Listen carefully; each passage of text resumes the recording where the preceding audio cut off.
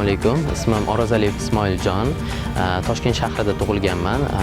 Tartu universitetini bitirganman. Hozirda ichki turizm bo'yicha 4 yildan beri faoliyat ko'rsatib boraman.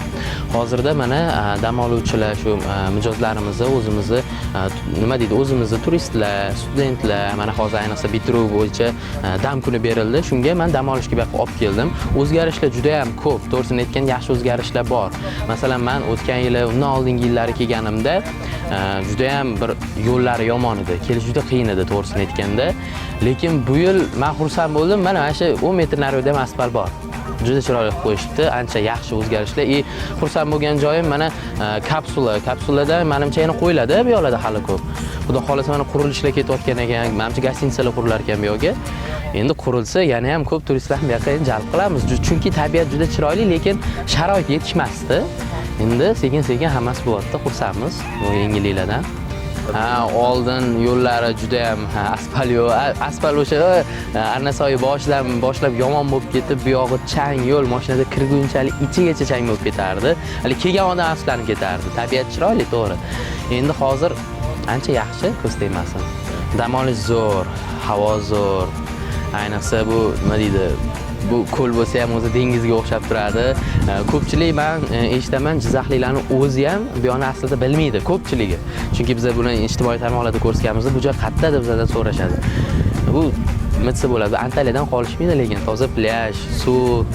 Men Tuskon ko'liga mana 3 yildan beri kelaman. To'g'risini aytsam, Antaliyada umuman qolishmaydigan tabiat, chunki mana toza plyaji, bepoyon mana ko'li, bu dengizga o'xshab turadi. Ayniqsa quyosh botishlari shu suv ustiga botganda juda ham chiroyli bo'ladi. Shuning uchun men hamma turistlarni qiziqtirib bu yoqqa olib kelaman.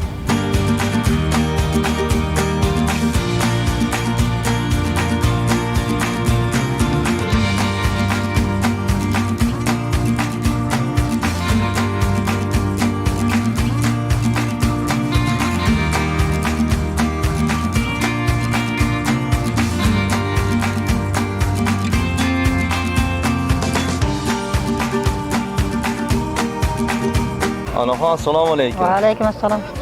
Dam olish qanday bo'lyapti?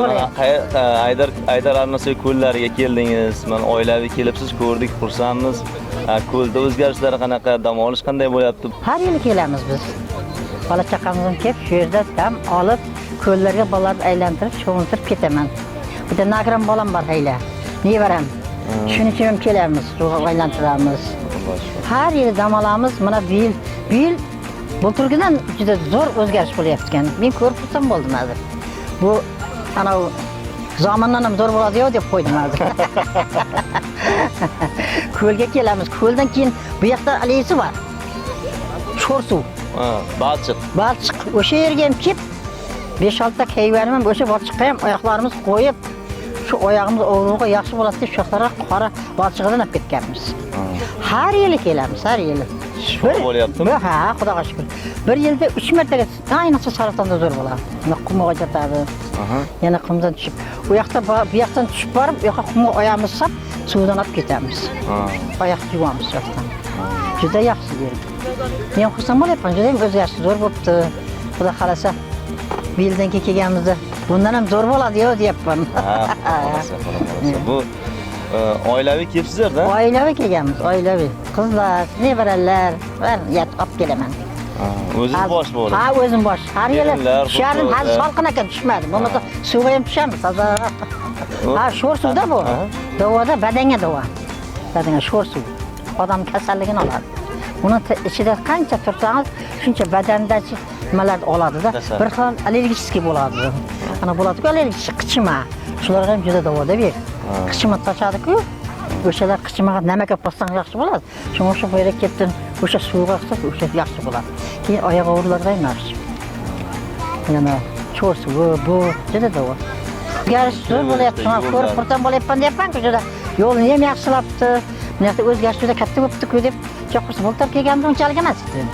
Bu yilda da o'zgarish zo'r ekan. Ko'rib xursand bo'lyapman-da, bu yildan keyin kelsak, bundan ham zo'r toza zo'r bo'lib ketadi-yo deb o'ylab o'tirdim. Bolalarga maqtab kelyapman va ko'rilaman, bildan keyin men bormanmi, yo'qmanmi kechalar. Bundan ham zo'r bo'lib ketsa kerak deyapman. Xudo xolasa. Hali ko'p marta olib kelasiz. Xudo xolasa. Nevaralaringiz, bolalaringiz. Rahmat o'g'lim. Ishlaringiz omad. Rahmat, sog' bo'ling.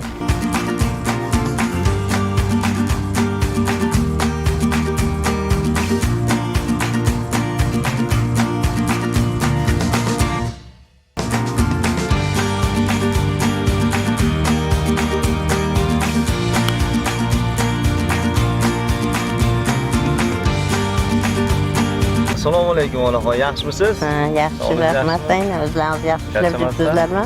Oilaviy dam olishga kelibsizlar-da? Ha. Qizlar, nebaralar, kuyovlar. Kuyovlar, nechta kuyov bor? Ikkita nebara, chevara kuyov, Ha, yakından keyin. nevara, chevara kuyovlar bor. Nebarani kuyovlari. Ha, bir ko'lga kelibsizlar-da. Qayerdan keldilaringiz? Biza Baxnurayniki. Rahmat. Ko'l qanday ekan? Taassurotlar qanaqa? Nechinchi, qachon oxirgi marta kelgandingiz? Oldin qizlar kelgan ekan, endi men keldim bu dafta. Yaxshi ekan, yaxshi joylar ekan. Yaxshi havo, toza havo. Yana kelsa bo'g'ich. Endi bolalar bilan kelak deb niyat qilib o'tiribman, o'zim bolalarim bilan. Bu safar kuyovlar bilan keldingiz. Ha, nebaraning orqasidan kelib bajalar, ikki baja. Endi men birinchi kelishimlar oldin keyin ekan. Yangilik kiritayotgan o'xshaydi ekan hamma joylarga. Endi bundan ham yaxshi qilsa kerak, choyxona, payxona deyman.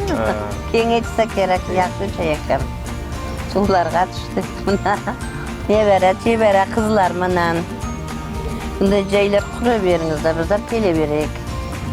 Birinchi kelishingiz ekan, men tavsiya qilib ketaman, balchiqlar bor. Mana bu ilgari mana shu joylarda tuproq yo'llar edi, chang yo'llar edi. Hozir kelishda qiynalmasdan keldingizmi? Ha, yaxshi yo'llar sozlayibdi ekan, yana ham Asfalt qilingan. kengaytib, ha? Odamlar Mana bir tomonda mehmonxona qurilayotgan bo'lsa, yana bir tomonda sanatoriya qurilyapti. Yaxshi-da. Kelamiz, xudo xolasa yana. O'zim bolalarim bilan kelayin deb o'tiribman endi. Xudo xolasa, oilaviy, bolalar bilan kelingizlar. Xudo xolasa, Bunda iya. maza qilib dam olib ketish har doim nasib. Nasib qilsin shu sizlar ham yaxshi. Rahmat. Bitta duo qiling onaxon bo'lmasa. Ilohim men tinchlik bo'lsin, ten sog'lik bo'lsin. Dasturxonlarimiz ochiq bo'lsin, martabalaringiz ulug' bo'lsin. Hamisha yaxshi ishlaringizlar, istalaringizga baraka bersin, sog'liqlaringizga sog'lik qo'shilsin, umr yoshlaringiz uzoq bo'lsin, yurtboshimiz ham omon bo'lsin. Hamisha shunday kengaytib yaxshi joylar qilsin. Bizlar kelib turaylik aynalib tomoshalarga. Ilohim amin. Allohu akbar. Rahmat onaxon.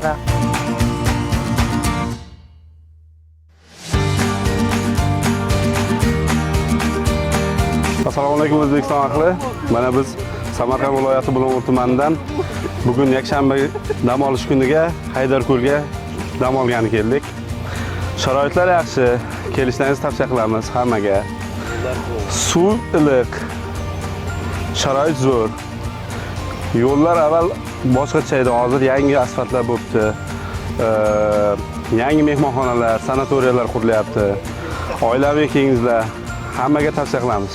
Suv zo'r, shifobaxsh suv, dam oladigan joy. Biz haftasiga bir marta kelamiz shu yerga. Har yili yozda shu cho'miladigan vaqt boshlangandan shu sentyabrgacha har hafta kelamiz shu yerga. Har hafta kelamiz. Do'stlar bilan oilaviy.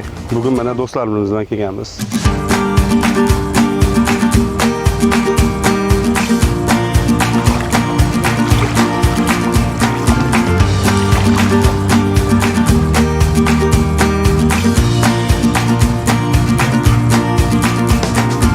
Ассаламу алейкум, сами мы с Гагарина. Живу уже лет как 17 в Казахстане, в Астане. Но отдыхать только сюда предпочитаю. Но в Узбекистане, где можно вот самое хорошо отдохнуть, это здесь и Замин. Ташморье, нет, Ташморье это отдыхай. Вот как здесь это Ташморье. Ташморье близко даже не стоит. Ташморье, да, уже нет, не 3, больше даже. Года 4 уже подряд мы сюда приезжаем.